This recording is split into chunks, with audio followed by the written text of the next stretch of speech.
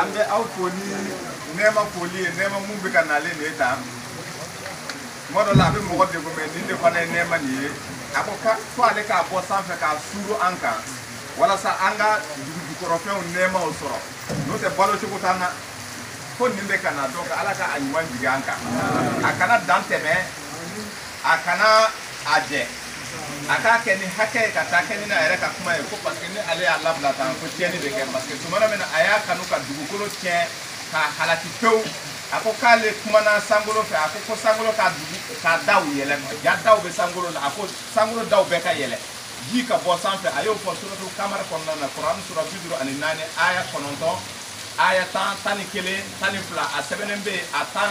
tani kele tani fla ako ko dugukoro fana yelela ango duguma kolo fana ka aka ji fona ka bo ji plane nyon kumbe ay dugukolo halati ala kana anga dugukolo halati o tugoyala aka nema de ama mun ko so fe mun be duguma kolo santo aka sika sabati wala ka be juma do ya fe na ye kalota ka blakile boli no fe ambe ben le 7 août otewa sam bafla ani sam muga ani sam muga sam bafla ani sam muga alhamdulillah rabbil alamin ayan kenaman sura ambe ala tanu ambe ala barka da kosobe ala barka dalen ko fe ambe kuno foni lateno o kuno foni o ye jume ye alhamdulillah rabbil alamin amadugo mo chama na al nasra chama ta kalama parce que chama kanati réseau sans faire donc ola ala ka so mun bala ka jo anye kalaba ko tordi fanfela la bon o ala ka so ni a kun folo a dafara parce que anya kanu dugumala ka ke kalambulo ye amena ala ka kuma kala o so yi kono nana parce que ala ka kuma de be ko aka so kono nana donc ola a kun folo bana ola o be kun flana wuli ka sanfela ni ke misiri ye dugumala be ke kalambulo ye masha Allah ola sanfela be ke misiri ye donc ame faka la selimunu ke abe fo sanfe abe fo duguma ore do be fo duguma do be fo ala ka jen kono nana ola oya a kun folo bili kunu kaydi chama tumbei masha Allah Drissa Jakte nunu ni anga president sama ke nunu bele jelen tumbei ola bara ni kera kanuni here kono nana antu ala dele kunu sankana nana parce que ni santu nana kunu atlikeni ke donc comme samba seka na kunu wajibi il faut ka akana bi la jambi so de kono nana ni kera de ola ambe ala tanu kosobe ambe ala barka da bara ni abe ka tagale doni ola mo munu bi ka soni jo o esa ko la kawde o be ka soni jo chogodi oluye anga la selu de soro amata o fede ka fo ka meta la selu kede oluye anga la selu de soro internet bololo fe anga tumana mena oye la selu de soro dro o ya me dro o ko qalu samina wa atana oluye ya me o sona ni kuma ni ye tieye kaba ko kuma o be ko ina de nga amba ese ka sunya note dutigi ni oye anga musoro baye parce que muso de dutigi we du nyemoko we chewe dutigi donc an ba muso ni ale fa tumbe ja shaidu tumbe afa tumbe shaidu afa tumbe suntige sufe afa tumbe na be seli berebe obo ale fana nana bange o kono nana ale fana bo o bara kala musorobani fokana ke soye anana puru kana dew soro adew be korbayara denu no korbayara hal sisa o be ka ma korofo ko ma e ka koni ma e ka koni be be suntige le bi e be suntige ale ko ko ale fana ya soro yayi ale fana ba fokale ya soro asumoko ko ye didi na nyoko ma ni ala ma nyai ma ko do le tikira ko ala ko ni ko mo ma kana suntige supe aba fokale wolo la ka soro ale fa be suntige le bi mais ni fana yo de keka o jado ko akoko be ay faranela ne ya soro fa fana ba ketin donc n fana b'o sira de kan ne cɛ mo ne bɔ a kan aw de bɛ nin kuma sugu fɔ nin a ye fara n na donc musokɔrɔba nin tun bɛ nin sira in de kan a fana tun bɛ sun tigɛ su fɛ n'a bɛ seli a bɛ seli bɛrɛbɛn a ka wo kɔnɔna na yen bon a tɔɔrɔ de la ala ka na nana a bɔra ka bayina kuma mɛn dɔrɔn a sinna k'a fɔ ko ko ja kow bɛ o la sa ale fa tun bɛ kisɛ kan yan a yɛrɛ bɛ kisɛ nin de ye ala ta ye ale nana ye k'a fɔ ale b'a la ka mun kɛ ja o de ye ala ta nin ye donc depuis o kɛra sa a denmuso mun kɛra sababu ye laseli yɛrɛ ka se u fɛ ye donc o la o jɛra o ye mun de fɔ o ko ko ko dugukolo bɛ an bolo mais dugukolo ni an b'a kɛ cogo di dugukolo ni an bɛ a yɔrɔ dɔ ta dugukolo na k'a di ala ma an yɛrɛ bɛ an ka nafolo bɔ an yɛrɛ kun an bɛ misiri jɔ k'a di mɔgɔ minnu bɛ k'a fɔ ko ala ta o y'a sɔrɔ o ye misiri santi bɛɛ sɔrɔ misiri ni a bɛ jɔ olu sen t'a la yen dɛ u tɛ taa seli yen dɛ kɔrɔfɔ bɛ ka faamu nin bɛɛ ɲɛdɔnna olu fɛ k'a ban pewu o kɔfɛ bɔ fo olu ka so de jɔ ala ye donc o so de bɛ sen na k'u b'a jɔ ka di sahudiw ma o ka taa seli ye o ka taa ala ko fɔ o sow kɔnɔna na donc o la an bɛ ala barikada ka dugawu kɛ sakola du nin ye masa taala mun bɛ ka sanji jigi nin ye tan ala ka sanji hɛrɛ jigi olu ka du kɔnɔna na u ka balo o cogoya la ɲɛnamaya kɔnɔna na hɛrɛ kɔnɔna na u ka fato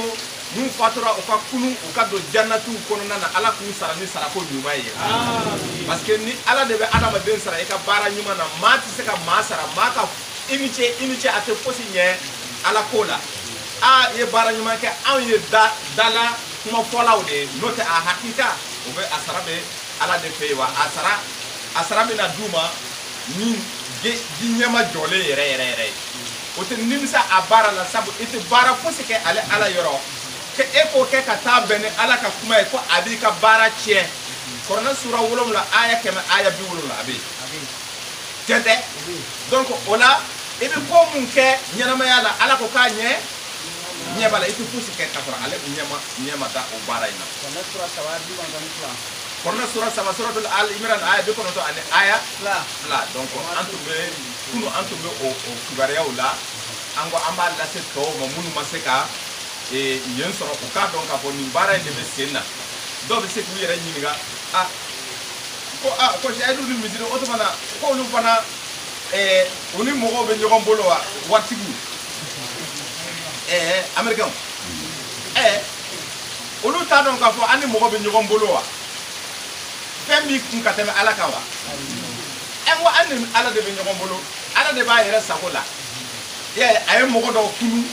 k'a fɔ ko a ye so jɔ olu de b'a la ka u ka sow jɔ an ka dɔrɔmɛ t'a la kabako kuma de don dɛ masa taala a ko sɔrɔ bɛɛ lajɛlen ye ale de ta ye hɛrɛw bɛɛ tile a da kuranɛ sura 42 aya 12 a sɛbɛnnen bɛ yen kuranɛ sura 42 aya 12 ko sankolo kɔnɔ sɔrɔ mun bɛ a tile bɛ ale ala de fɛ yen a bɛ ale de bolo ko dugumakolo sɔrɔ a tile bɛ ale ala de bolo donc o la ale de bɛ maa sɔn cogo mun y'a ja ma inda kun yanfadu ma inda lahi bashi n'o bolo bi ban bɛ ala bolo ti ban mun b'aw bolo a bɛ ban mun bɛ ala bolo a tɛ ban kuranɛ sura 10 aya 6 kuranɛ sura 16 aya 96 donc nin sɛbɛnnen bɛ yen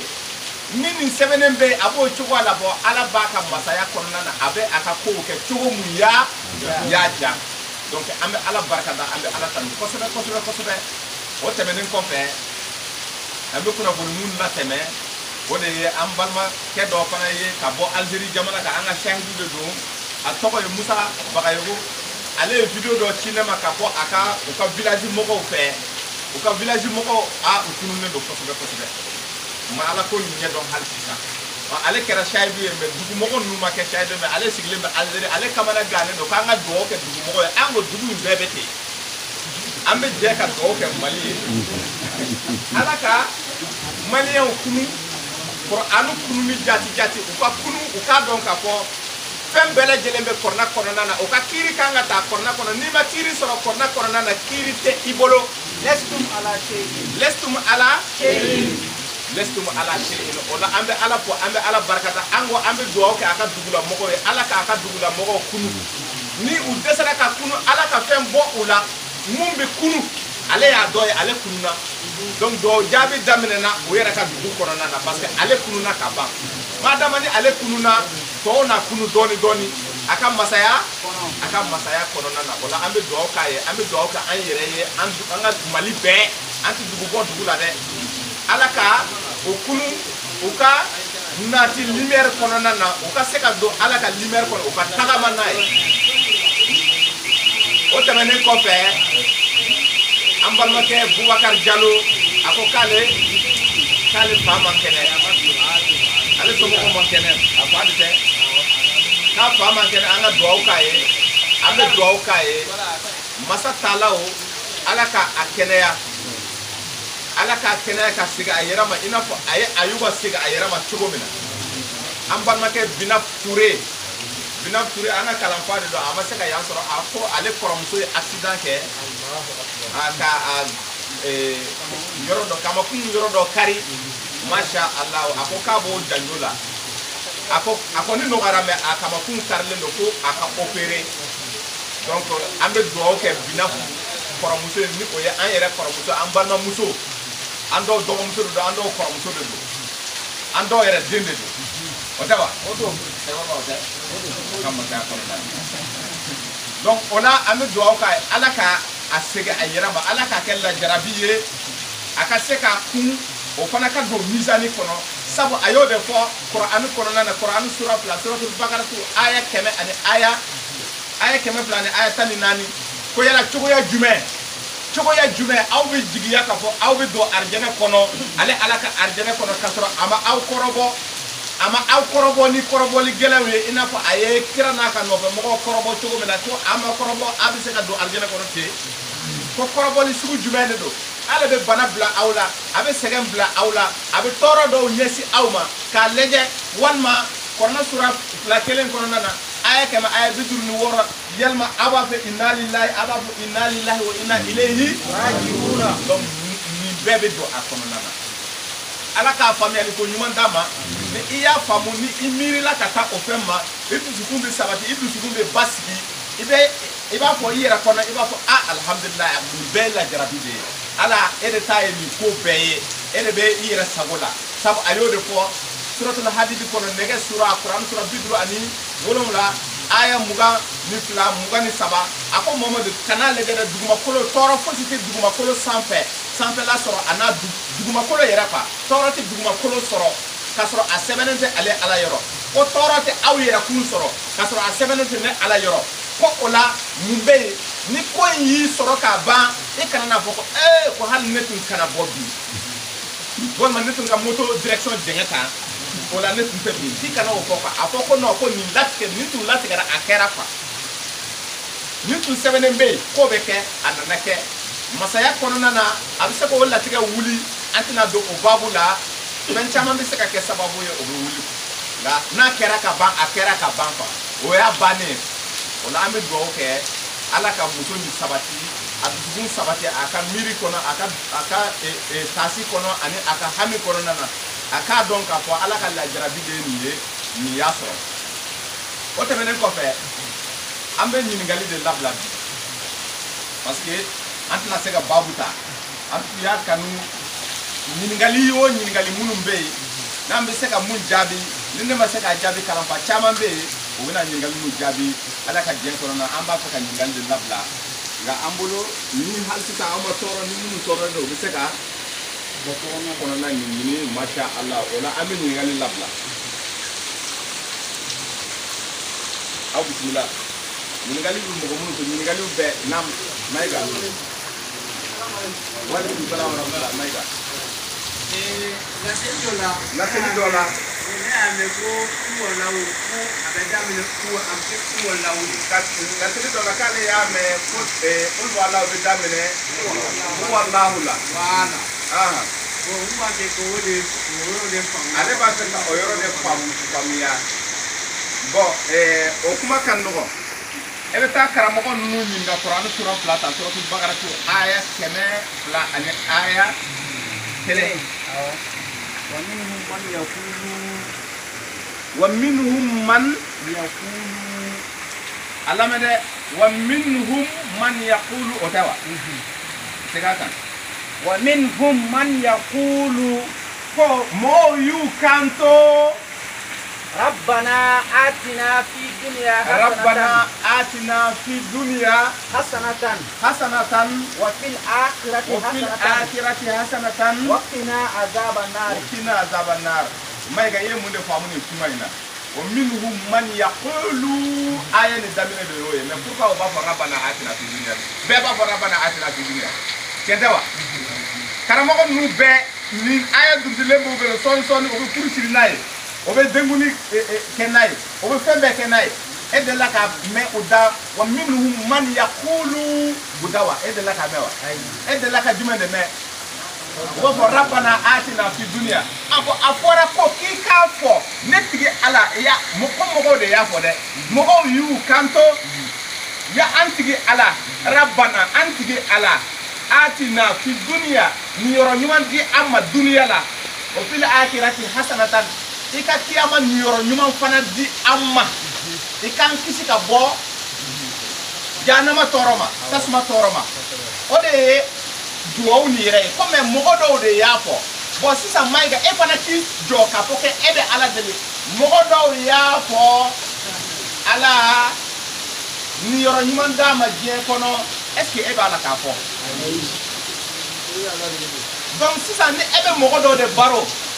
e bɛ fɛ k'a ɲɛfɔ mɔgɔ dɔw ye i b'a fɔ a ye k'a fɔ ko mɔgɔw ye kuma dɔw fɔ a tigi ye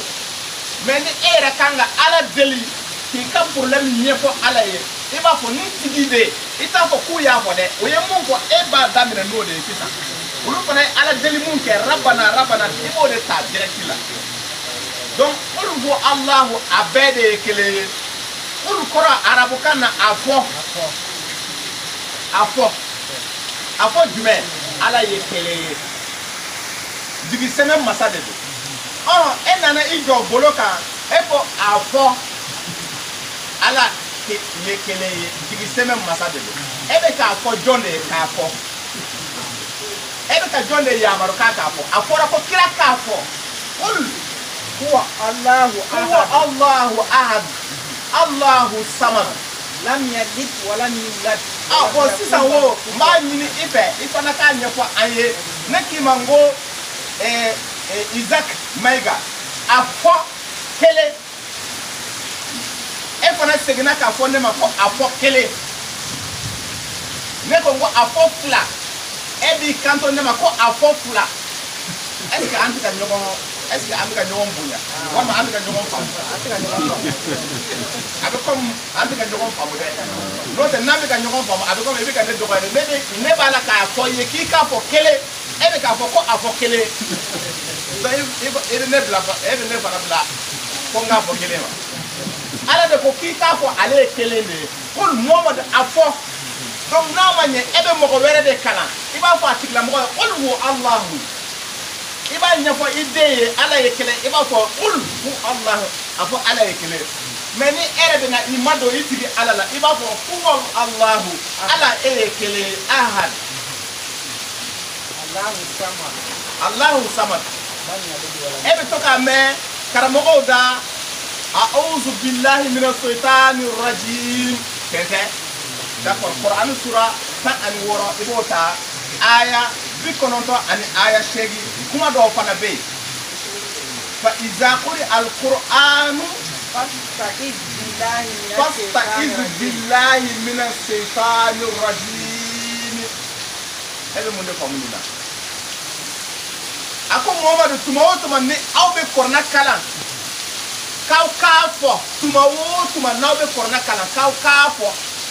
n bɛ tanga ɲini Ala fɛ ka bɔ shetani tɔɔrɔ ma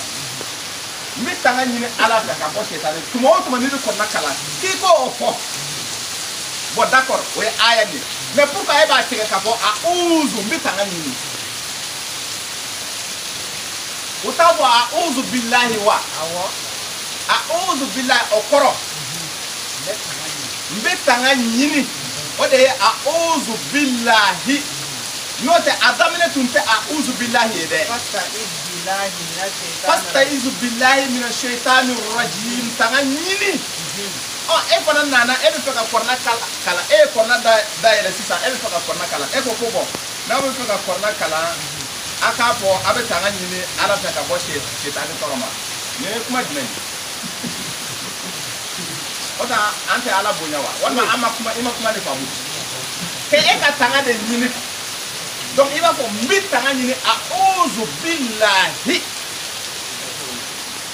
donc kullu allah il va kullu allah tigade akanga fo choko mene ya fotani ame misali wera soro qur'anu sura tan aya bisegi ani aya woro aya bisegi ni woro aya bisegi ni woro la aya bisegi ni woro qur'an sura tan sura yunus aya bisegi ani aya woro ala mu fo bisegi ni faqalu ala allah tawakkalna faqalu ala allah tawakkalna uyu kanto anga wakilu de e alaye anga wakilu ke e alaye uyu kanto faqalu ala allah tawakkalna rabbana la taj'alna fitnatan ko mo de yafo ko uye ala ke o ka wakilu e bo sisa ne e kanga fo est ce que e kanga fo faqalu ala allah tawakkalna e kanga mu de fo ala allah ala e ne wakilu ni ke wakilu i wakilu iki wakilu donela ne ngili teme elak Allah tawakkalna me iman kan te ka fo faqalu parce que ni ko faqalu ibi ka kisa de nyefo moko do ye kisa de tumbe ka nyefo ala kira donc ni ala era kanga fo ababo Allah tawakkalna ala ni wakilu ke e ikan kisi kwa ikan tanga ka bo dugu toroma mais en nana fa ko ta Allah tawakkalna faqalu ke fo ula ni ibe ma ya maru faqalu be fo donc ni tu ka jabi suni ni ngal wala dilande ay amate assalamu alaikum wa rahmatullahi ne ka ko ni ngali ne la ni do de après bon ni ya jatim le wallahi ambe ala baraka da parce que ba ko ke mo ambe ala baraka da parce que ba ko ke say du munu be o luwe mi trito bon bi ni ya jatim na abe événement min kono ni ya jatim ni ay ra filmer ka la ka yoro ke ko filmer ka le al jibi ko ga bi na ay ra ka mi abe de ni ko ya ma filmer do ko ka yi awo mo yayi parce que mo chama hat ka do américain do antina do ko américain do antina do ko anglais do antina mais ala de nieba la ambe ala de bolo a chama bi ala bolo anga ngani anye anga je ala deli bi ambi degu min kono anga ngani anye anga je ala deli aka yoro nyuman dama tadi amba ale bato ka toro anti degu kono a chama babulu ante mo de ambi ala de deli me aka sababu kanye anga yoro so vraiment tadi anga boni degu kono ambi ka bato yoro min ka toro ama degu ne ka la nyiri ko ode do mena comme an kala fo be do mena abi nyini ko amina kono ulu ba nye don o ba nye fanye anga ala wele me ka la nyini ko ode assalamu alaikum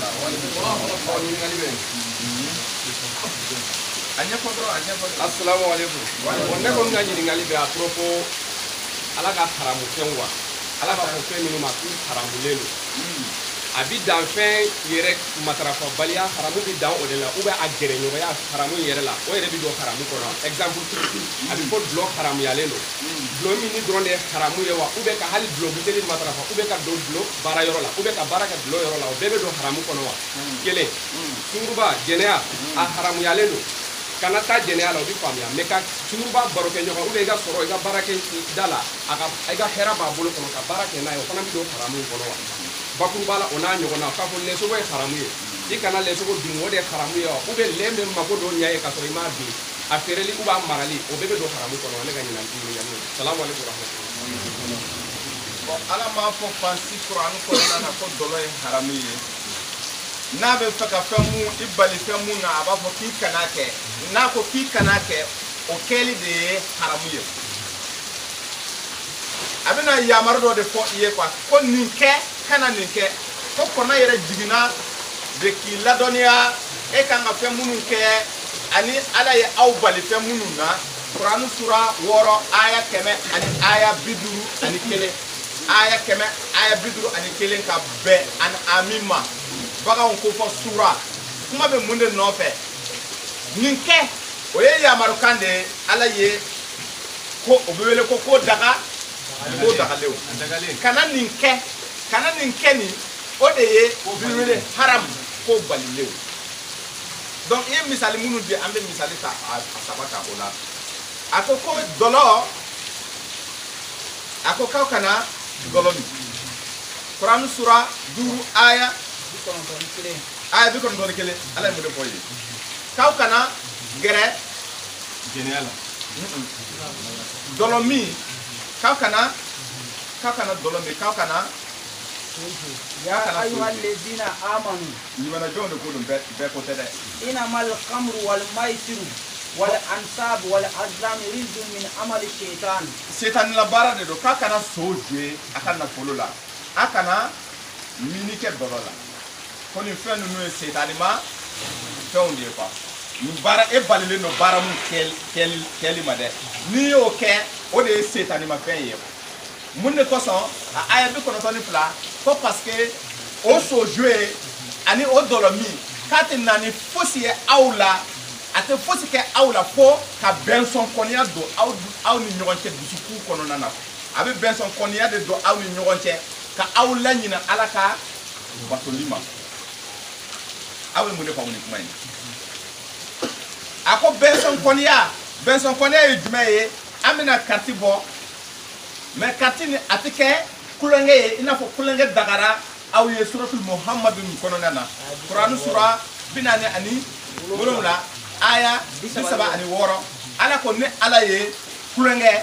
ni nusɔndiya ko ne y'a daga aw ye mais a ka to ala ka hakɛ kɔnɔna na a lamɛn dɛ an bɛ misali ta kariti kan aw bɛ kariti jouer aw bɛ kariti bɔ ɲɛnajɛ o tɛ wa a ka ɲi kosɛbɛ kulonkɛ de don baasi foyi t'a la mais a ko n'a ye nafolo don a la dɔrɔn k'a bɛ na ni fitinɛ ye aw ni ɲɔgɔn cɛla la parce que ne ye 100 da e ye 100 da an ye zore e y'a ta siɲɛ 1 n ye 100 wɛrɛ bɔ n y'a da e y'a ta siɲɛ 2 i b'a ye ne ɲɛ bɛ bilenni daminɛ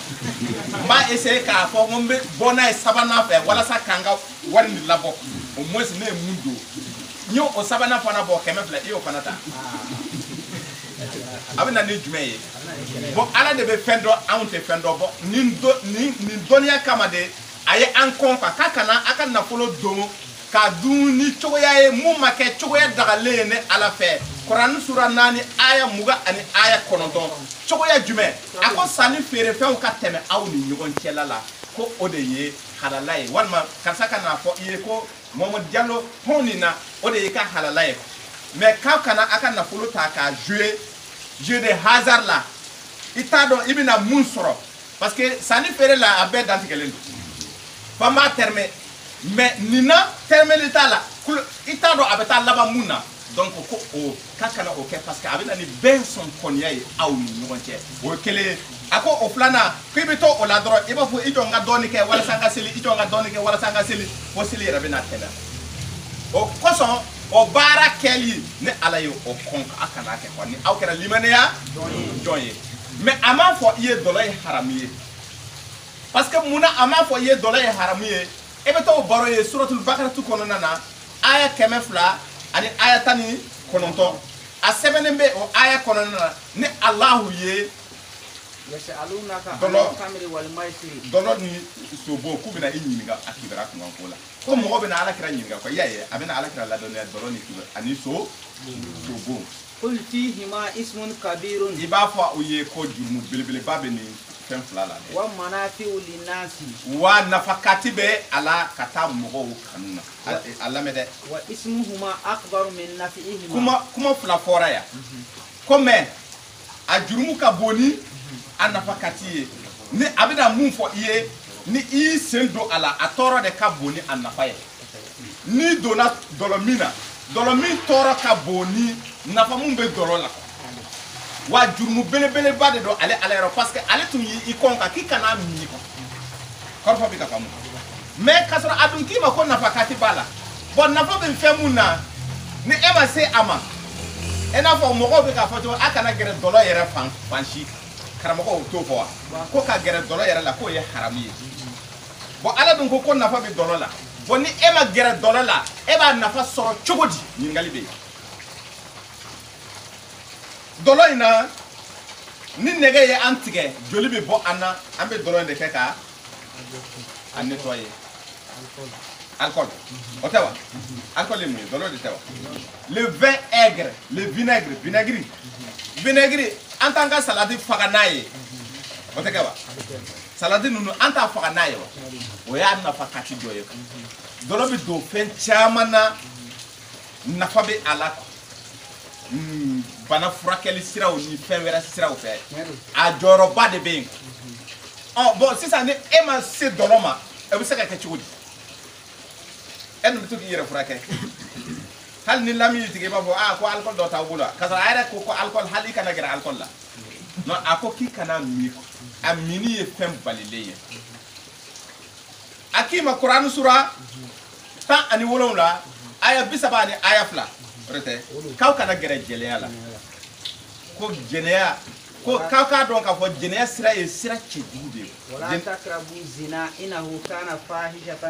k'aw kana gɛrɛ yɛrɛ de jɛnɛya yɛrɛ la ko parce que sira la cɛjugu de don k'i kana gɛrɛ jɛnɛya la cogo di o la dɔw ko ni i tɛgɛ di muso ma an bɛ o bɛɛ don a kɔnɔ walasa i ka faamu dɔw ko ni aya b'a jira k'a fɔ n'i ye wali muso tɛgɛ kɔni minɛ dɔrɔn hali e ka taa i tɛgɛ don furunu ɲaganen i ka taa a sɔrɔ a kɔnɔ a k'i tɛgɛ bɛɛ jeni ka ban o da ka di la parce que k'a fɔra ko kana gɛrɛ jɛnɛya la e b'o faamu cogo di taa kurani sura 2 suratul baqara aya 100 ani aya 22 wayasalunaka anil mahidi kul huwa azan o bɛna e ɲininka musow ka règle kibaruya sɔngɔko la joli mun bɛ bɔ muso la kalo ni kalo ko Mohamadu Lamini mɔgɔw na e ɲininka a kibaruya sɔngɔko la n bɛna kibaruya d'i ma a f'u ye ko nɔgɔ de don dimi dɔ de don ne bɛ to k'a bɔ musow la fatazilu nisa fil mahidi a ko ni o bɛ o nɔgɔ la k'a k'aw yɔrɔma wala takrabu huna hatta yatharna a ko wala takrabu hunna k'a kana gɛrɛ y'a ye wala takrabu zina wala takrabu hunna a y'o fila bɛɛ fɔ k'i kana gɛrɛ i muso la donc sisan e bɛ mun de faamu o la n'a bɛ règle la ça veut dire que n'a bɛ tɛmɛ yan fo i bɛ woro ka fɔ i tɛ se ka maga a la o kɔrɔ de y'o ye wa olu dun ko o ka hadisa kɛnɛma na o ko ni muso bɛ règle la Alakira yɛrɛ ye autorisation di i ka s'a ma ka kulonkɛ k'a la fan bɛɛ lajɛlen fɛ mais kana fɛn kɛ o m'o fɔ wa o kuma nin ma ɲɔgɔn ta ye o ye ɲɔgɔn ta wa kuma nin ma se ka ɲɔgɔn ta a dun fɔra k'i kana gɛrɛ muso la donc o gɛrɛɲɔgɔnya ye jumɛn kana gɛrɛ o la fo ka sanuya n'u ma sanuya n'i gɛrɛla a la n'i tɛgɛ di muso ma dɔrɔn ça veut dire que i ye Ala sɔsɔ ni jɔsira i muso ma a tɛ da dilan parce que farati b'a la ni aw dara dilan kelen kan ni aw gɛrɛla ɲɔgɔn na aw i yɛlɛmatɔ la ni i tɛgɛ gosira a la i ye Ala sɔsɔ dɛ parce que Ala ko k'i kana gɛrɛ a la ni e ye dɔn in kɛ kana gɛrɛ jɛnɛya ni e y'o kɛ ko ka tɛgɛ di muso ma ko o ye haramu ye o ye ka gɛrɛ jɛnɛya la ça veut dire que a bɛɛ de ye kelen ye quoi an bɛ fɛ ka aya wɛrɛ de d'i ma k'a minɛ k'a bila minɛ dɔ kɔnɔna na i k'a faamu k'a fɔ tiɲɛ tɛ a kan t'o ma k'i kana jɛnɛya de kɛ kɔrɔfɔ bɛ ka faamu maintenant ni i y'o faamu i bɛna faamu k'a fɔ a kan bɛ jɛnɛya baara yɛrɛ de ma k'i kana o kɛ kana gɛrɛ o baara sugu ninnu na ani kana gɛrɛ muso la o tɛ ɲɔgɔn ye sira la a ko ni i sera muso ma ko ni seliji b'i la i ka seliji tiɲɛna se muso ma ka fɔ ɲɔgɔnya kota dɛ i jɔ sera muso ma aw tɛmɛtɔ la seliji b'i la yani i ka seli muso nana a y'i tɛgɛ di i y'a tɛgɛ minɛ i ka seliji tiɲɛna donc n'i ko ko o ye haramu ye ala ko n'i donna banakɔ fana na i ka seliji tiɲɛna donc ça veut dire que tɛgɛ di ni o kɛra haramu ye bokɛ fana kɛra haramu ye bɛɛ babu kelen de sugunɛkɛ fana kɛra haramu ye se ka sugunɛ kɛ dɛ parce que n'i taara sugunɛ kɛ an b'a fɔ i ye jugu la bokɛ a bɛɛ babu kelen de ni sera muso ma tɛgɛ kɔni i fan si n'a sera muso ma ni seliji b'i la a fɔ k'i ka seliji de tiɲɛna k'i ka segin seli i n'a fɔ n'i taara banakɔ la a bɛ kurani sura 5 aya 6 a bɛ kurani sura 4 fana aya 47 donc o la ɲininkali wɛrɛ jumɛn bɛ yen i ka ɲininkali lɛ a ko lɛ ko yala lɛ ye haramu ye wa parce que a bɛ fɔ ko lɛ sogo ye k'an kana lɛ sogo dun lɛ tɛ haramu ye lɛ ala ka danni fosi tɛ yen k'a fɔ ko ala ka danni dɔ de filɛ nin ye ko nin ye haramu ye o danni tɛ yen a bɛ i bali fɛn dɔ la i n'a fɔ baro daminɛ n y'a fɔ aw ye cogo min na a b'i bali fɛn dɔ la ko lɛ sogo k'i kana lɛ sogo dun a bɛ kurani sura 5 aya 7 a bɛ kurani sura 2 suratu bakaratu aya 100 aya 77 a bɛ k'i kana lɛ sogo dun ani lɛ ye haramu ye haramu tɛ lɛ tɛ haramu ye cogo di i ɲɛ bɛ fɛn caman na rouge à lèvres nin a bɛɛ lɛ ye lɛkɛn de ni adamaden ni a fari tigɛra ni i taara dɔgɔtɔrɔso la walasa u k'a kala u b'a kala ni lɛ gari ye lɛ golo u bɛ lɛ de faga k'a golo sinsin k'a kɛ gari ye u b'o de kɛ ka jeliw kalan dɔgɔtɔrɔw b'a kalama kosɛbɛ ni yɔrɔ min farala walima ni mɔgɔ opérera o b'o de kɛ ka a kalan mun de kosɔn parce que ale bɛ yɛlɛ a kɔnɔ nin y'a nafa dɔ ye o bɛ lɛ produit caman kɛ comprimé a bɛ ka comprimé mun kunbilenni golo ye lɛ de ye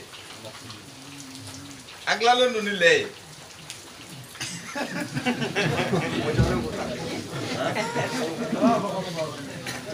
n'i tɛ lɛ valeur dɔn fɛn dɔ bɛ yen kɛnɛkan kow de don i bɛ taa laboratoire labo ninnu na dɔgɔtɔrɔw ka laboratoire u bɛ produit garder yɔrɔ min na taa ɲininkali kɛ yala ko lɛ kibaruya bɛ cogo di u ka produit tilan bɛɛ a bɛ kɛ lɛ tulu ninnu ni lɛw de bɛ kɛ k'a garder k'a matarafa k'a conserver a tɛ tiɲɛ lɛ nafakati caman bɛ lɛ la mais a kɛ e ma k'i kana sigi ka lɛ sogo dun k'i kana kɛ pourquoi i kana kɛ ala tɛna a dɔw ɲɛfɔ i ye a ko n'i kɛra limanajɔ ye dɔrɔn i b'a ka kumakan matarafa a tɛna don détail la a lamɛn dɛ fɛn dɔ bɛ i b'a fɔ mɔgɔ ma kana kɛ i den ma i bɛ se ka i den bali ka bɔ fɛn dɔ la i t'a fɔ a ye kun mun yɛrɛ de don parce que a dɔw la kun yɛrɛ t'a la n'a bɛ sɔn i ka kumakan ma dɔrɔn a bɛ obéir a bɛ sɔn lɛ a yirala bi k'a fɔ ko lɛ i b'a a kantigɛ k'a sogo bɔ k'a taa don k'a tobi k'a mɔ bactérie b'a kɔnɔ a tɛ sa i b'a jeni fo k'a sisi bactérie dɔw bɛ to a kɔnɔ a tɛ sa a sogo kɔnɔna na ni i bɛ to k'o de dun a bɛ bana bila i la taalen ɲɛ n'a ye bana bila i la a bana a bɛ se ka varier ka taa scientifiquement ça a été prouvé 7 maladies pour l'instant n'a a kelen kelen y'i minɛ a tɛ furakɛ i bɛ sa n'a ye c'est des maladies incurables donc nin de kɔsɔn a ko k'i kana lɛ sogo dun ja lɛ sogo man ɲi bani adama yɛrɛ ma ale de ye e dan ale de ye lɛ dan kɔ k'i kana lɛ sogo dun mais ani lɛ ye haramu ye a m'a fɔ i ye dɛ a dunni n'i y'a dun de o de ye haramu ye ani lɛ ye haramu ye kelen tɛ dɔlɔ n'i y'a min de dɔlɔ ye haramu ye mais dɔlɔ tɛ haramu ye quoi nafa bɛ dɔlɔ la nafa caman yɛrɛ de bɛ dɔlɔ la a bɛ don a ka fura caman na fura caman bɛ yen o bɛ alcool ni fɛn ninnu de k'a la kɔrɔfɔ bɛ ka faamu hali ni sɔrɔ bɛ don aw la o bɛ alcool de kɛ k'a jɔsi ni dɔgɔtɔrɔ yɛrɛ ye pikiri biyɛn ɲɛsin ma a bɛ fɛ ka dɔgɔtɔrɔ ɲinina Covid-19 ko no na alcoolique gel alcoolique Covid-19 jati ne ko ngo bloqué aha ne hakli jigi kuma ba de farankande do ani mede Covid-19 coronavirus clé fo a botti yerabe karamo bannu ka digi kono yalla nay tellement ko be sira saye son dro wa bo ka ke tagal alcool de donc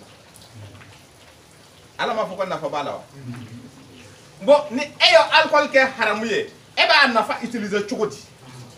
ni e ko hal mo mankante ka gere hal alcool hygiene ko côté fait mo e bo soroka in nafa kati ire nafa kati chogodi parce ako ka ya ke nafa kati mo ma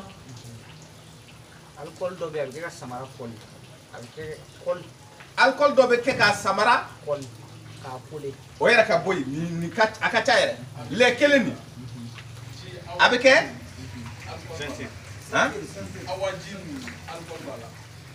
awaji alcool be alela alama de mais est-ce que e ba kala maka fa alcool bala parce que muna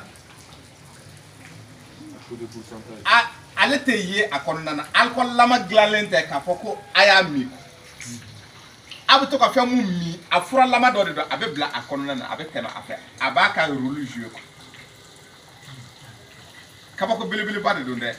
e boraka mu fo ni na nyogona chama nebe mais kanana 20 vinaigre ka 100 walma dolo ka 100 ka foko bo mina nkono fala ko e bi to ka mi fo ere bi to ka jongo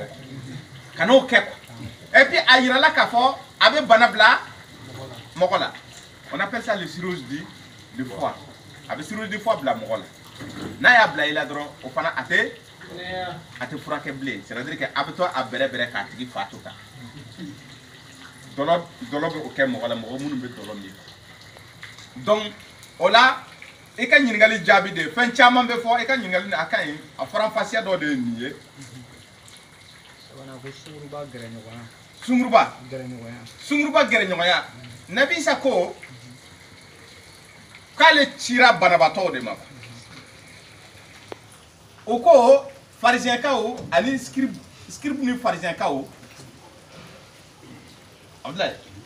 o aya ba aya don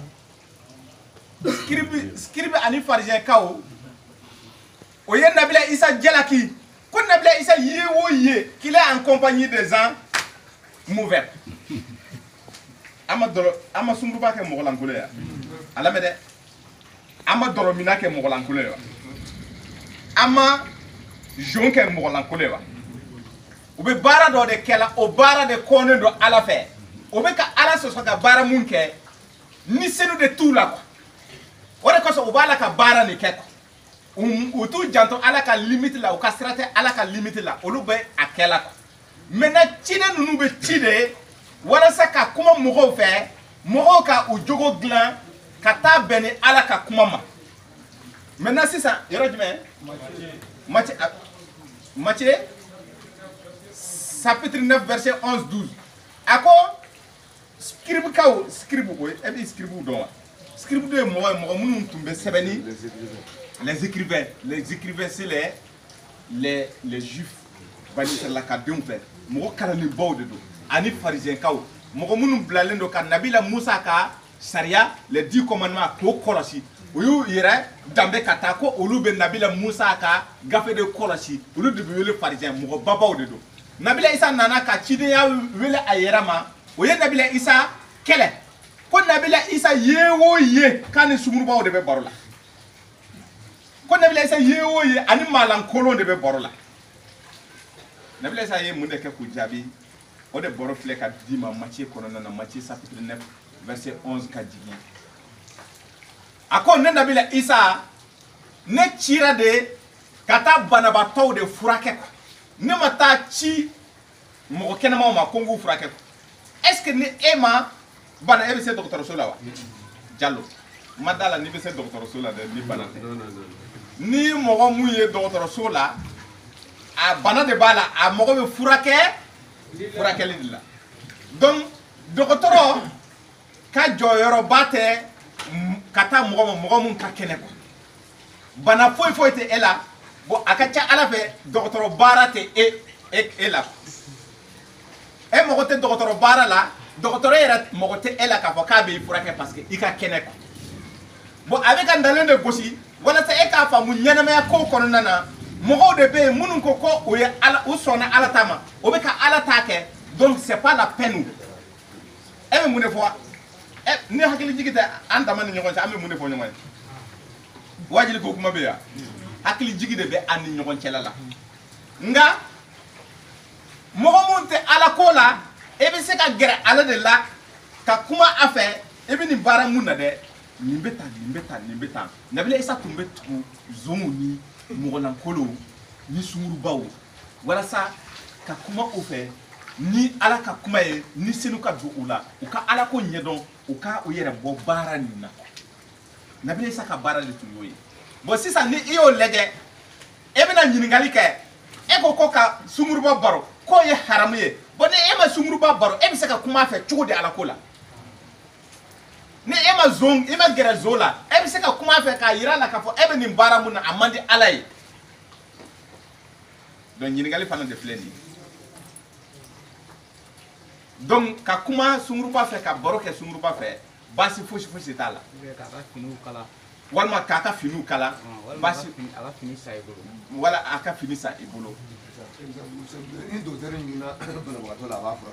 ah kuma ye filɛ nin ye tuguni ko ni dɔgɔtɔrɔ ɲuguna banabaatɔ la a b'a furakɛ cogo di donc mɔgɔ minnu tɛ ala ko dɔn olu ye mɔgɔ banadenw ye nabila isa ka kuma na donc fo baro de ka kɛ ni olu ye walasa k'u lakunu ni ne tun ye i ka ɲininkali 3 walima 4 jaabi ye ɲininkali wɛrɛ jumɛn an ka kalanmɔgɔ Mamadou Goro a ko an ka dugawu kɛ walasa an ka bɔ parce que normalement CA be mɔgɔ minnu financer ani anglais be mɔgɔ minnu financer olu man kan tɛ ka ye fɛn sugu la sinon anglais be mɔgɔ minnu financer u ka misiri n'i y'a ye i b'a dɔn tiɲɛ yɛrɛ la i bɛna dɔn k'a fɔ ko bɛ Saudiya be mɔgɔ minnu financer n'i taara o ka misiri ye tiɲɛna i na dɔn k'a fɔ ko bɛ nka aw bɛ fɛn kelen de bila aw kun na aw hakili ani aw ka miiri ani aw ka dusukun kira maa kira financer quoi ala yɛrɛ de ye sababu kɛ ka kira banaya ka a ka ko bɛɛ ɲɛ a bolo a ka masaya kɔnɔ parce que sɔrɔ tigi de ale ala ye donc an kana na miiri k'a fɔ i k'a bɔ i hakili yɛrɛ la k'a fɔ kɔrɔna mɔgɔ min ko kɔrɔanu mɔgɔw banna kɔrɔna de la ka taa gafe wɛrɛw dilan olu de ye Saudiya ye olu de ye Iran ye olu de ye Israéliens ye olu de ye jɔnw ye Bahrain kitabu wɛrɛw de b'u bolo n'i taara Kur'anu diina silama ni muminiya diina kɔnɔna na muminiya taasira la kɔrɔna de dira muminidenw ma mais ko muminidenw kira yɛrɛ de ko ten wa qala rasul ya rabbi inna qaumi itakazu hadha alqur'anu mahjuran Kur'anu sura 25 aya 7 a ko mɔgɔw ala yɛrɛ de bi ka wahayi do kira da kira yɛrɛ de ka kuma a tigi fɛ a ko ne tigi ala ko n ka mantɔw yi tɛ wa ne ka mantɔw u banna kɔrɔna na o ye u tigɛ ka bɔ Kur'anu na bon u y'u tigɛ ka bɔ kɔrɔna na u ko k'u bɔra ni ala kira kɔ o ma fɔ dɛ o ye fɛn wɛrɛ de lalaga ka bila nin nɔ na i n'a fɔ o tun y'a ɲini n fɛ cogo min na ni ne banna Kur'ana sura 10 aya 15 ko kira ma na ni Kur'ana kitabu wɛrɛ mun tɛ Kur'anu ye ala kira ko ayi ne tugulen bɛ waha o ko ko bɔ yɔrɔ dɔw fali Kur'anu na a ko k'o fana tɛ se ka ɲɛ o ye kira gɛn ka bɔ Maka kira kɔfɛ de o ye kitabu dilan ka nin den kɛrɛfɛ mais silamadenw de don muminidenw de don sisan e mun ko e bɛ Kur'anu ta o muminidenw dun o ka jamanaw de ye Makaw ye o ka jamanaw de ye Misiraw ye o ka jamanaw de ye Bahrain ye o ka jamana ninnu ye olu ye pétrodollar olu de ye taabolo dilan ni ka nin kɛ o taabolo de bɛ diɲɛ kɔnɔna na ni sɔnna u taabolo ma o bɛ wari d'i ma i bɛ misiri jɔ i bɛ madrasaso jɔ i b'u ka walanda ta i b'u ka walanda de kalan u ye mais walanda ni a bɛ kalan ni diina hukumu ye an ko ko Qur'anu de bon e bɛ na mɔgɔ jɔn de ye dugukolo sanfɛ yan k'a sɔrɔ a ma kɛ ala mɔgɔ ye ko nin taabolo mɔgɔ ninnu de bɛ na ko o bɛ na Qur'ana soutenir est-ce que hakili yɛrɛ bɛ o miiri non o mɔgɔ foyi tɛ Qur'anu na o miiri kɛlɛ de wa essayer ka ala ka lumière faga k'u tɛ se ka faga ni u da bara ye Qur'anu sura 9 aya 30 ani aya 2 ala ko nin ye lumière ye comme k'a sɔrɔ adamadenw bɛ n'a fɔ ko u bɛ lumière ni faga ni u da bara nin ye comme k'u tɛ se k'a faga ko ni ala bɛ lumière ni poyo tuma o tuma ni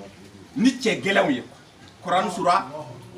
5 aya 54 a sɛbɛnnen bɛ yen dɛ k'ale bɛ a ka lumière ni poyo ni a ka cɛ gɛlɛnw dama o cɛ gɛlɛn dɔw de ye aw de ko fo Qur'ana de ka fɔ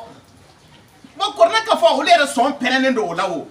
tɛ se ka an ka kuma wuli o fa tɛ se ka an ka kuma wuli o mɔkɛ tɛ se ka an ka kuma wuli o karamɔgɔ tɛ Mali la mun bɛ se ka Qur'ana kɔnɔ kuma wuli an de bɛ kuma ni sura ni aya ye donc o sɔn ja bɛ o la o bɛ an bila ka Saudi bɛ an financer pourquoi Saudi yɛrɛ bɛ an faga yɔrɔ de ɲini Américain ka sira tɛ diinɛ na kuma tɛ ko kɛ bon an ka kɛ Américain bɛ wari di mɔgɔ ma aw yɛrɛ ko ko Américain o ye kafiriw ye aw ko ko Américain ye ala jugu ye aw ko ko Américain ye kira jugu ye donc o kira jugu o ala jugu olu de b'u ka nafolo bɔ ko Qur'ana sura ni aya ka fɔ wa i b'a ye hakili ala ko hadisatigi tɛ fɛn dɔn kuma ni cɛ bigayri ilmin Qur'an sura 31 aya 6 hadisatigi tɛ fɛn dɔn donc o la a ka masaya kɔnɔna na a ko Mamadu Lamini n bɛna cɛ gɛlɛnw nati i kɛrɛfɛ dɔɔni ka koni ko i jɔrɔ ye mun ye Mamadu a lamɛn dɛ Qur'an sura 94 aya fɔlɔ a ko i jɔrɔlen don fɛn mun ye dɛ ni don dɔ yɔrɔ dɔ ka sɔrɔ an ka bato kɛ k'a y'o jɔrɔ k'a y'a ta kɔ k'i kana jɔrɔ o la aya 3 di saki Qur'ana sura 94 aya 3 a ko Muhamadu ma ko degun mun bɛ e kan i haminen don fɛn mun na dɛ ko a doni ni Alahu y'a ta donc an bɛ nin de kɛ ka an balimakɛ jaabi o de kosɔn a ye jɔn dɔw ci a ma i hakili yɛrɛ tɛ sigi i hakili tɛ se ka jɔn minnu ye quoi miiri k'a ye est-ce que e delila k'a miiri wagati dɔ la ne kɔni tɛ mais a bɛ se ka kɛ sayidu dɔw bɛ se k'a miiri est-ce que aw bɛ se k'a miiri k'a fɔ mɔgɔ dɔ bɛ sɔrɔ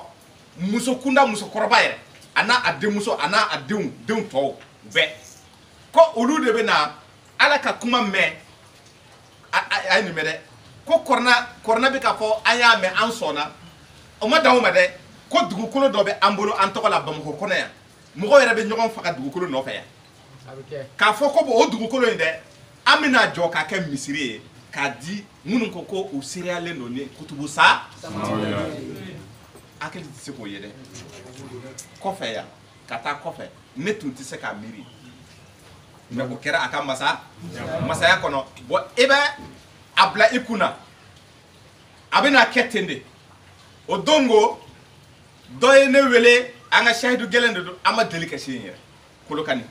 o ka ca sisan dɛ Mohamed Touré ninnu ni Ibrahima Touré ninnu ni ani ne yɛrɛ tɔgɔ ma Usman Touré u ka ca yen o ko a laban u na seli yɔrɔ dɔ ɲini u yɛrɛ ye mun de fɔ faamu nin na o kɔrɔkɛ kɔrɔba nin a yɛrɛ ye ne wele ale bɛ baara kɛ tribunal la Kolokani ne n'a ye ɲɔgɔn sɔrɔ a ye baroba kɛ Usman ko ne ma Usman Touré a ko ne ma Kolokani an ka Usman Touré dɔ in tɛ dɛ Usman Touré Sufi Usman Touré Rasta Usman Touré cɛ gɛlɛn mun bɔra Faransi ka na Mali la yan k'ale bɛna diinɛ de ɲɛɲini parce que Faransi ale bolo diinɛ tɛ se ka kɛ ka ɲɛ ale tun nana yan mais a taara don dawakɛla ninnu fɛ a tun tugulen bɛ dawakɛla ninnu ja ala ɲɛ b'a dusukun na ala sɔrɔla ka a talo ka taa bɔ Qur'ana kan o Usman Touré o ko tɛ ni Usman Touré wɛrɛ a bɛ Kolokani ale ko ne ma ko misiri bɛ duba de don u ka misiri filɛ so filɛ ni alimami yɛrɛ tɛ yen ko tuma caman u bɛ ale de bila a bɛ mɔgɔw laseli a nana bɔ bayina kan kɔsa in na a ye misiri nin bila mais kabako ye mun ye laseli ni a y'a di a balima cɛden minnu bɛ du kɔnɔna na fo ka taa bila o yɛrɛ kɔrɔkɛ kɔrɔba mun bɛ baara kɛ tribunal la mais kabako ye mun ye u bɛɛ nana sɔn ko nin de ye tiɲɛ ye o ko ne ma ko sisan u bɛ yɔrɔ min na sisan ko halisa ko kuma tɛ se ka fɔ olu ye misiri ni bilara ko maintenant sisan olu bɛna fɛɛrɛ de tigɛ olu ka batoso sɔrɔ u yɛrɛ ye Mahamud e bɛ mun de faamu nin na ni ala ka masaya de ye Kaɲɛba Alikaw Sisoko n'a ka cɛdenw o bɛ seli ni ɲɔgɔnna du dɔ de kɔnɔna na Imam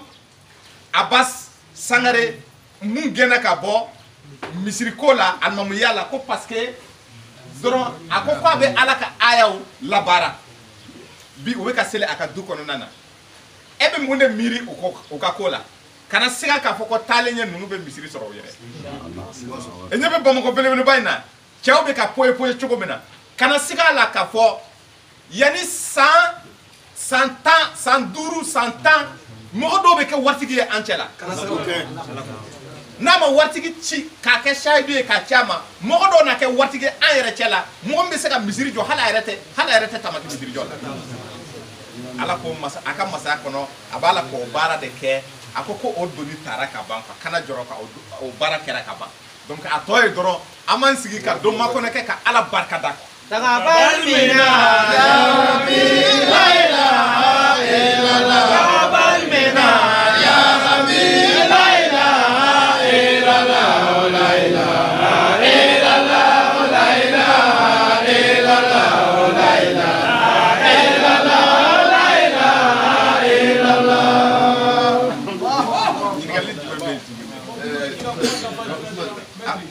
Kaika kuma dafa Abdoulaye Kone sega kan nu pour que kika kuma dafa cɛ caman bɛ yan nɔ u b'a dɔn Jafar bɛna seli la a bɛ san 40 bɔ aye an ka cɛba dɔ de tɔgɔ fɔ nin ye tan ni Abdoulaye Kone mankan de ye Abdoulaye Konate mankan de ye nin ye Jafar ka misiri ma jɔ ka ban hali an filɛ nin yɔrɔnin min na sisan a ko Imam Jafar ni o ye alimamu ka alimamu nin ye cɛ gɛlɛn dɔ de filɛ nin ye ka tɔgɔ fɔ ye Sahel jamana kan mɔgɔ fɔlɔ an kɔni an ka génération in na dɛ parce que karnu de bɛ yen karnu minnu tɛmɛna a ma kɛ an ɲɛna fɛn min ma kɛ i ɲɛna ala ko k'i ka n'i da don a la Kuranɛ sura 2 aya 100 ani aya 34 Kuranɛ sura 2 aya 100 ani aya 41 nka mun kɛra an ɲɛna wagati dama dama ni seereyaw bɛ se ka kɛ san 100 in kɔnɔna na an ka entourage la yan mɔgɔ kelen mun lakodɔnna kosɛbɛ ka fɔ Kuranɛ de b'a bolo a bɛ ka Kuranɛ de fɔ mɔgɔ ye o ye Imam Jafar ye Imam Jafar Ouattara Bobo Djilasso Burkina jamana kan ko o cɛ ni o imamu ni o cɛ gɛlɛn ni n'o ye mualimi ye a ko cɛ ni ye san 40 kɛlɛ de a bɛ san a ka ca ni san 40 wala 71 an bɛ se ka mun jate san 40 ɲɔgɔn na misiri a ka misiri a ma jɔ ka ban a kabako ye mun ye karamɔgɔkɛ kow bɛ dɛ an ka karamɔgɔba dɔ delila ka nin kuma fɔ a ye a kana tɔgɔ fɔ dɛ a karamɔgɔkɛ ni ko an ka imamu ma ko imamu ni mɔgɔ jasilen tɛ karamɔgɔ cɛ la ko Imam Jafar Ouattara ɲɔgɔn mɔgɔ jasilen tɛ yen mun de y'a jasi ko hali bilakorow diinɛ sira in na minnu wulila kɔsa in na k'a bɛɛ kɛra fɛntigi ye k'a bɛɛ ka misiri jɔra k'a bɛ karita dɔ de kɔnɔna na o sɔgɔlen don ko ji bɛ ka don karamɔgɔ dɔ de ye nin fɔ a ma yan Mali la yan a sigilen bɛ Bobo Djilasso tumana min na a ye nin kuma mɛn a ye Ala wele a ko Ala i y'a mɛn dɛ a ma kɛ i ɲɛna ma cɛ ni ani mun ka kan a k'a ye ni a kan ka tuubi a ka tuubi ni kan ka a halaki a halaki Ala ko non ko n bɛ nin halaki kira ye nin fɔ hali kana se k'o kuma na dɛ cɛ ni a ye nin kuma fɔ ka to yen tuma min na o karamɔgɔkɛ wagati dɔ nana kɛ a ko karamɔgɔkɛ nin k'a bɛ n'a ye a ɲɛna a ye kuma mun fɔ a tun man kan tɛ ka nin kuma nin fɔ mɔgɔ tɛ nin fɔ kuranitigi ma e ka si hɛrɛ hɛrɛ ka si hɛrɛ ka tilen kɔ o tɛ kɛ n'o tɛ i bɛna kɛ i n'a fɔ ale ɲɔgɔnna ye kɔrɔnatigi ni i bɛ kɛ ale ɲɔgɔnna ye o i kisira parce que ala ko k'a bɛ yafa jurumu la ko ma mais ni e ka kuma nin a ye ala tɔɔrɔ ala a to i ka sigi i kɔ bilen a b'i halaki a ko cɛ in bɛ taa sa yɔrɔ la k'a su yɛrɛ tɛna sɔrɔ o la kabakoba de don dɛ an bɛ ka nin ye tɛmɛsira kumaw ye a ka faamu kɔrɔna ko tɛ girin ko ye i tɛ se ka girin ala kɛra ma se k'a girin a tun bɛ fɛ ka girin cogo a ko taa n'a ye dɔɔnin ko sabali Mamadu Lamini ko ne ala tulo b'a la o b'a la ka mun fɔ i ma ko sabali i ka kɛ selikɛla ye i ka sabali ko a y'o de fɔ ala kɛra ɲɛna Kurani sura 15 aya 98 99 99 98 99 98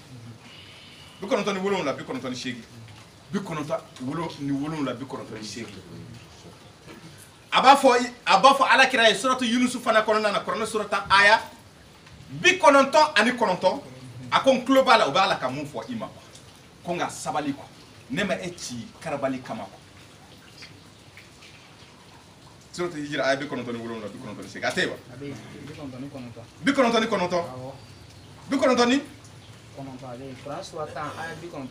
awɔ Kurani sura 15 aya 95 joli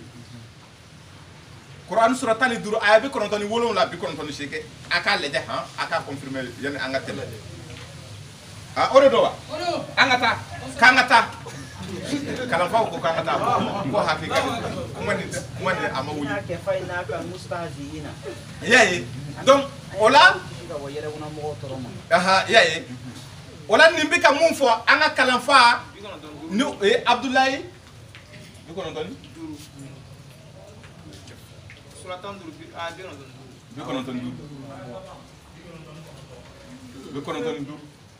ala jɛsɛdu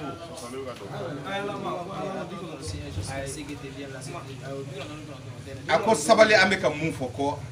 sabali u bɛ ka mun fɔ ko an b'a kalama ko kɛ sujudukɛla ye ka fara sujudukɛlaw kan ko sabali i ka kɛ sujudukɛla ye ka fara sujudukɛlaw kan Kurani sura 15 aya 97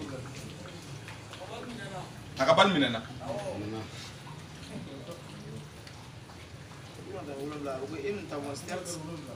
Qui est ta poitrine nécessaire à côté de ce qu'ils disent. Ah, o de don. Ko an b'a dɔn cɔ a bɛ ka tɔɔrɔ kuma minnu bɛ ka fɔ a ma e y'a ye ko hali misiri t'u bolo o tɛ fɔ wa ko foyi t'u fɛ a fɔra ne yɛrɛ ma a ma fɔ ne ma voilà e fula ye ko a si cogo man ɲi awɔ ko ka sɛ k'a bɛɛ ka si cogo man ɲi voilà donc kɔrɔfɔ bɛ ka faamu a ko nin kuma nin bɛ fɔ i ma ko an b'a dɔn ala kira ma a b'a la k'i tɔɔrɔ kan a b'a la k'i degun ko nka sabali ne ala ka dɛmɛ bɛ na ten quoi ne ala ka dɛmɛ na iza jaa nasrullah wal fathu wa ra'aita an-nas yadkhuluna fi dinillahi afwaja ko ina jamakulu ye o bɛ don ko in na ma da la ni mɔgɔw wulila Mali la a bɛ se ka kɛ dɛ ni mɔgɔw wulila Mali la ko ala ko kɛlaw de don ala ko fɔlaw de don jamakulu nin cogoya la nin wagati in kɔnɔna na mɔgɔw ka wuli ka caya nin cogo la a tɛ yen ka caron ka kuma caron fan bɛɛ kuma a tɛ se ka kunbɛn karamɔgɔ fɛ yanni i k'a fɔ ko fɛn t'u bolo u bɛ ka kuma mun fɔ a wuli fɔlɔ o de bɛ an ni ɲɔgɔn cɛla la ne bɛ si cogo di n b'a kɛ cogo di a yɛrɛ bɛ u ka misiri bɛ cogo di est-ce que o bɛ seli cogo di o si an k'o bɛɛ to yen an bɛ k'a fɔ aw ye mun fɔ san 100 tiɲɛ tɛ mun ye tiɲɛ ye o de bɛ Kurani ni sura in kɔnɔ a bɛ nin aya in kɔnɔ aw ko cogo di de aw t'o wuli fɔlɔ yala aw ka misiri ko kuma fɔ an ye misiri ko kuma fɔ aw ye wa aw tɛ wuli o an ma misiri ko kuma fɔ aw ye o hali n'aw ka misiri jɔlen don ni jama ye ni kalo ni lolo b'a la misiri tɛ hali ni aw ka misiri jɔlen don ni lulu ni marija ni ye madama ni cɛ ni muso bɛ seli a kɔnɔ ala kɛra ka misiri tɛ donc ala ka misiri tɛ hali kana se ko kuma na dɛ ani jumɛn o de tɛ wa kalimati fɔ so minnu kɔnɔ ale ala ka sow tɛ an b'a ɲɛbɔ a ka misiri fɛ cogo di foyi an mɔgɔ foyi t'a ka misiri تقبل منا يا ربي لا إله إلا الله لا إله إلا الله لا إله إلا الله أي بيت تقبل ساي موسى kuma bɛ nin bolo لمن جالو لمن كمرا Mohamed Lamine Camara kuma b'i bolo i ka bɛ dɔ fɔ walima i bɛ ɲininkali kɛ voilà n bɛ fɛ ka ɲininkali kɛ mais n bɛna dɔ fɔ i n'a fɔ n terikɛ dɔ bɛ yen o don a tun bɛ k'i ka fɛn lamɛn kana tɔgɔ fɔ dɛ n t'a tɔgɔ fɔ karamɔgɔ don a ko tiɲɛ tɔgɔ ye Muhamadu a ko Kamara kuranɛ aya filɛ nin ye a tɛ se ka soso nka ni n ye miiri karamɔgɔbaw a bɛ ka fɔ minnu ma bɔlɛju bon olu tun bɛ ka siri dogo a dun furu ma bɔlɛju mais n yɛrɛ ye mɔgɔ kalannen n ye université kɛ n taara Egypte i ka karamɔgɔ kɛ a ka kuma tɛ se ka soso n yɛrɛ ɲɛ b'a la tiɲɛ la fo ni Ala yɛrɛ ye dɛmɛ na n ɲɛ bɛ tiɲɛ na mais n'i ye miiri fana ko a bɛ ka fɔ minnu ma ko bɔlɛju o fana bɛ hakili wasi a ko fɔ Ala ne yɛrɛ ye ne bɔ nin ko la kuranɛ filɛ nin ye n yɛrɛ b'a kɔrɔ dɔn a tɛ se ka soso nka mɔgɔbaw fana filɛ nin ye est ce que a dun fana k'olu fana ye mɔgɔba ye k'olu ye bɔlɛju ye n'i ye miiri o fana ma o hakili wasi bɛ yen Kamara a ko tiɲɛ yɛrɛ la tiɲɛ la a ko fana Ala yɛrɛ y'ale dɛmɛ nin ko Ala bɛna dɛmɛ parce que Ale ɲɛ bɛ tiɲɛ dɔ la o tɛ se ka soso bon n'ale fana ye miiri a bɛ ka fɔ mɔgɔ minnu ma fɔlɔ ko waleju olu fana bɛ siran minnu kan Tafani ça il est complètement bloqué bilasirali kuma na ni i y'i terikɛ ye i b'a fɔ a ye ko an ko ten Ala ka diɲɛ kɔnɔna na a k'a lajɛ o karamɔgɔba ninnu u ka dalilu ye jumɛn ye Ala ka kuma na ka fɔ seli bɛ kun a k'o de ɲini ka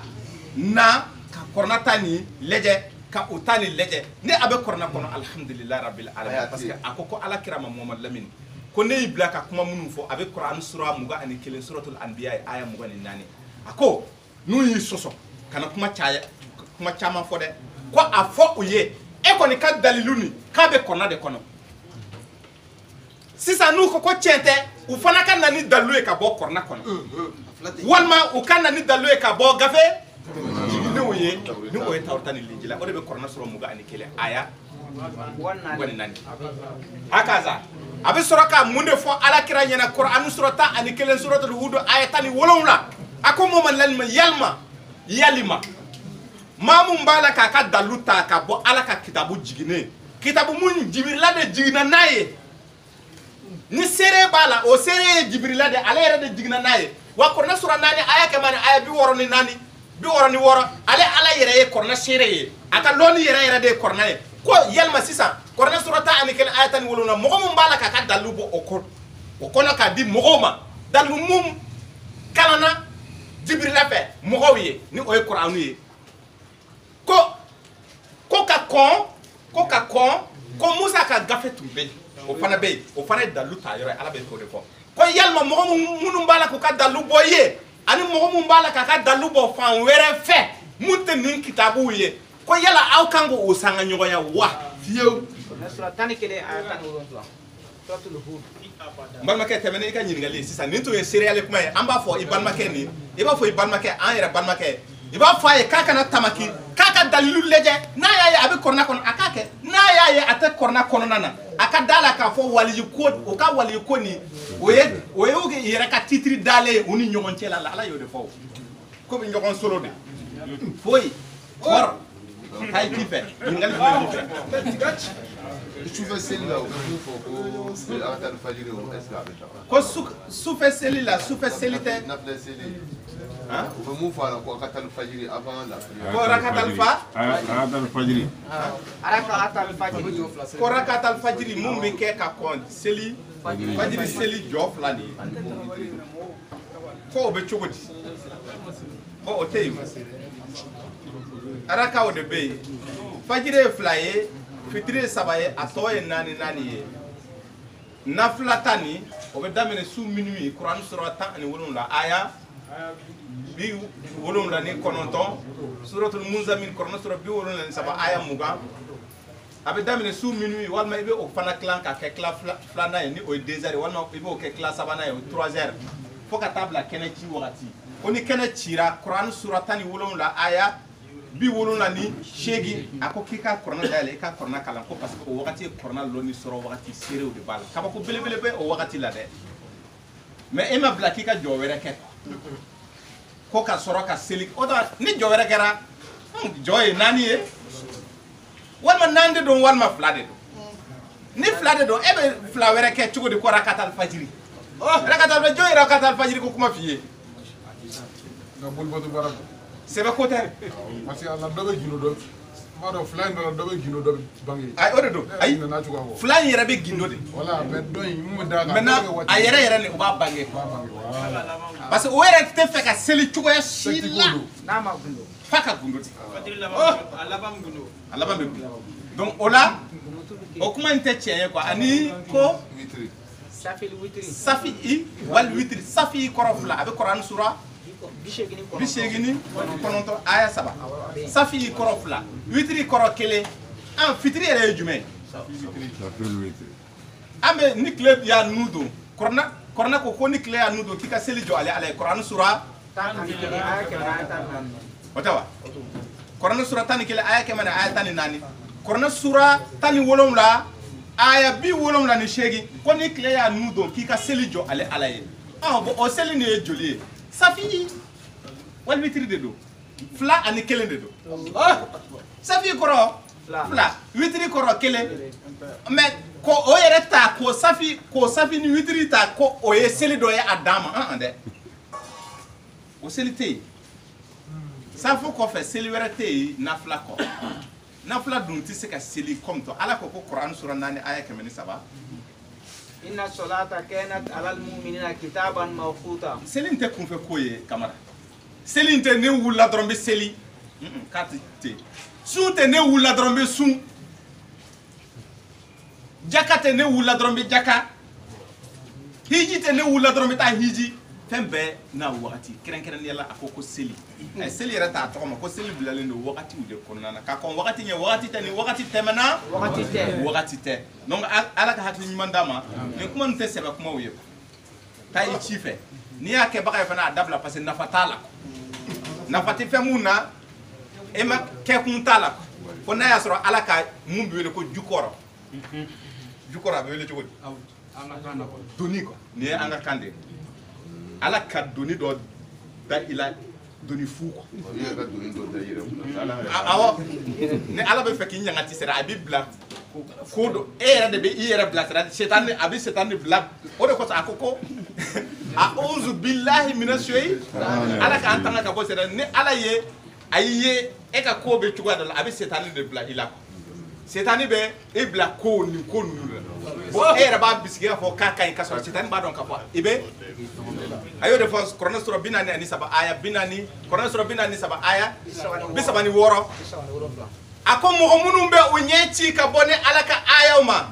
ko setan baara de don wa o caman yɛrɛ hakili la k'u kandalen don k'a sɔrɔ u taalen don kɛrɛfɛ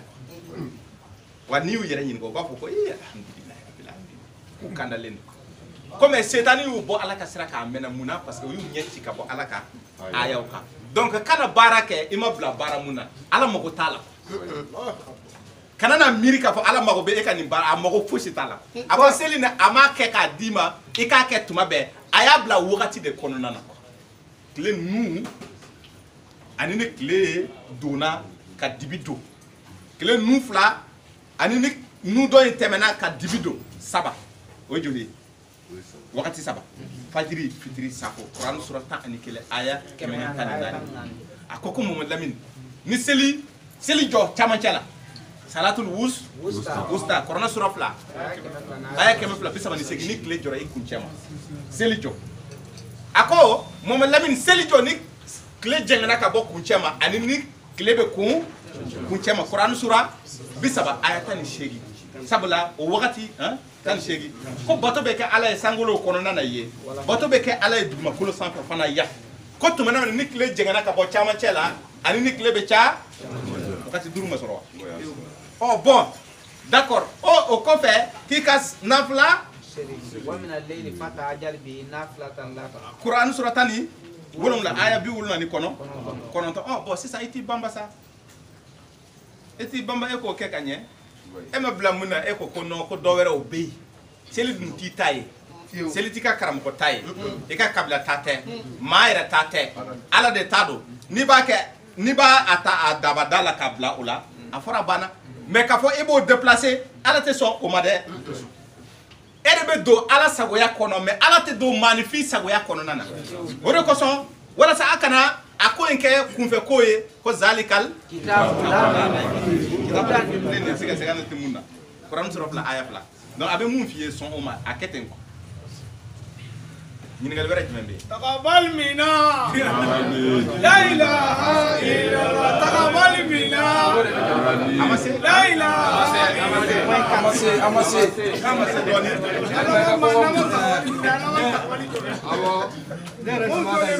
c'est quoi ba bi fa aya ada de président ba ga imigal do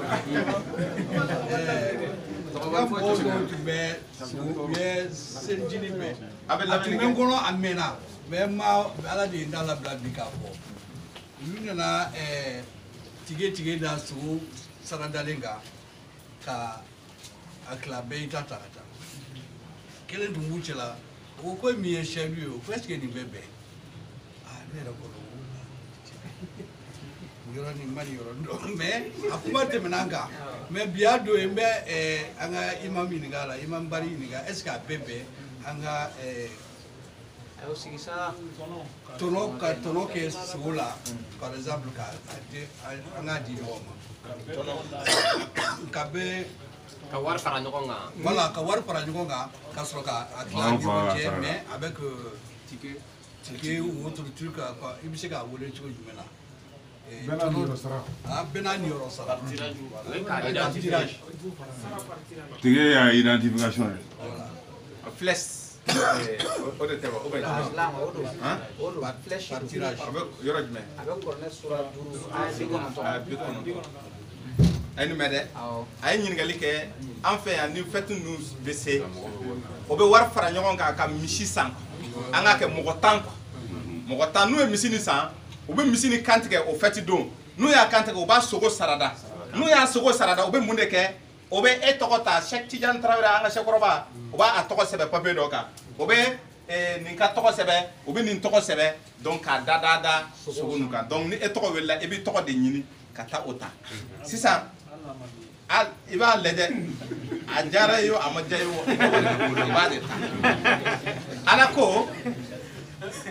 alako neo bali akana okosuke munde ko sa neo bali ako kabina ni beson konya ya amuna akana ke abe aw majanya ka bo nyona abe na ni fitna ya aw ni nyon che parce que muna ni etoko na kale koloka salo ka kale koloka ni na fene kolo salo ay ni kenina abe comme si ça abe ka ni wolo ma ranking ala ko ranking bi do aw ni nyon che abe su ko sarada ka bla aba leje amina toko wele e kata adama de ya ye kabako ko yede mugo munum be moloya ni anana be foloma hal ni kolo de do ata abulu ba aba foko ni ne garsege ba ata afoko an te wolo mali ke non ko men ata keke wa ate jigi mashila garsege de do mais ni togo ni kera ka ban a togo wele la abina togo de nyini sarada banu nu chelala anyebele do ka kula mais abita beni ayra tani kolo de be ajukoro a nyina shekel abo garde ta fo mo shi mais sans wéré na nana be okele na aba foko che ko yin sisan won ne mandala ni nyingo ya ni hasidi ya ta abe ton fali ayere ya akado ye nyina doko ka be botona we shire ya kuma de tigi nana aya fo ni ko olutumba ke ka koro ko wala ko nyina ale masonga ko parce que c'est pas côté ko ale tara sugoni leje ko sugoni ma sabapa ko ale to baka sabapa sugoni nte sugo ko ale ka wari ni ale to yado sugo gansa na kale tumbe nafa sɔrɔ ka tɛmɛ nin kan kɔrɔfɔ bɛ ka faamu donc o la a bɛ ka o mun fɔ nin ye ko belebeleba de ye a ko o sogo ni a kana sogo tilan ka tɔgɔw da sogo la walima ka taamasiyɛn bila ni mɔgɔ dɔ tɔgɔ ye taamasiyɛnw les flèches ka taamasiyɛn bila nin ye karisa ta ye nin ye ne ayi a kana kɛ ten n'a y'a tilan ka sogo sarada dɔrɔn a b'a to yen de ni mɔgɔw nana bɔn a filɛ nin ye dɛ donc sogo kɔni tilala maa si tɔgɔ tɛ fosi kan donc an bɛna tɔgɔ wele walasa a kana kɛ désordre ye walima an b'a kɛ cogo min na an bɛ jɛ ka min y'i ja a n'a ta donc i ye mun ta dɔrɔn i b'a ye k'a fɔ i tɛ jigin mɔgɔ la i bɛ taa i ka haju fɛ donc o la sɛkɔrɔba o ko in tɛ sɛbɛ ko ye k'a bɛ na ni bɛnsɔnkɔniya ni aw ni ɲɔgɔn cɛla la o tɛ nin de tun ye i ka ɲininkali jaabi ye. تقبل منا يا ربي لا إله إلا الله. تقبل منا يا ربي